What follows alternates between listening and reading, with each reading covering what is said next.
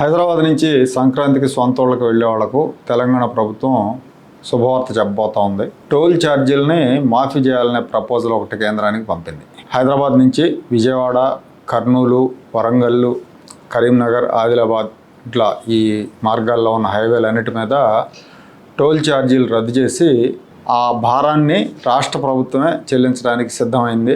సంక్రాంతికి హైదరాబాద్లో సెటిల్ అయిన ఆంధ్ర వాళ్ళు లక్షల సంఖ్యలో స్వస్థలాలకు వెళ్తుంటారు. విజయవాడ హైవే మీద విపరీతమైన రద్దీ ఉంటుంది. ఈ మార్గంలో పంతంగి, కొర్లపహాడ్, చిల్లకల్లు, కేసరా టోల్ ప్లాజాల దగ్గర గంటల కొద్దీ ట్రాఫిక్ ఆగిపోతూ ఉంటుంది ఆ వారం 10 రోజులు. సో ఈసారి దీన్ని అరికట్టేందుకు టోల్ ప్లాజాల గేట్లు పూర్తిగా తెరిచే ఉంచాలన్న ఆలోచనలో ప్రభుత్వం ఉంది. గత 2 ఏళ్లలో టోల్ ప్లాజాల దగ్గర సంక్రాంతి సమయంలో ఎన్ని వాహనాలు వెళ్ళాయనే లెక్కలు తీస్తున్నారు. 2023లో పంతంగి టోల్ ప్లాజా దగ్గర 3.5 లక్షల వాహనాలు ప్రయాణిస్తే ఆ సంక్రాంతి వారం రోజుల పాటు 4,72 లక్షల రూపాయల టోల్ ఛార్జీలు వసూలయ్యాయి.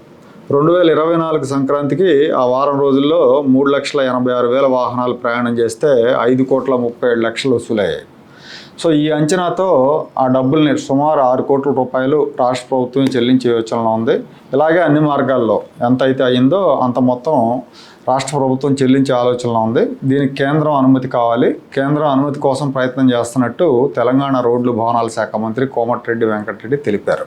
సంక్రాంతి రద్దీ ఆంధ్రప్రదేశ్లో ఎక్కువగా ఉంటుంది కాబట్టి ఏపీ ప్రభుత్వం కూడా తెలంగాణ ప్రభుత్వం తరహాలోనే జాతీయ రహదారులపై టోల్ గేట్లను తెరిచి ఉంచేలాగా చర్యలు తీసుకుంటే బాగుంటుంది.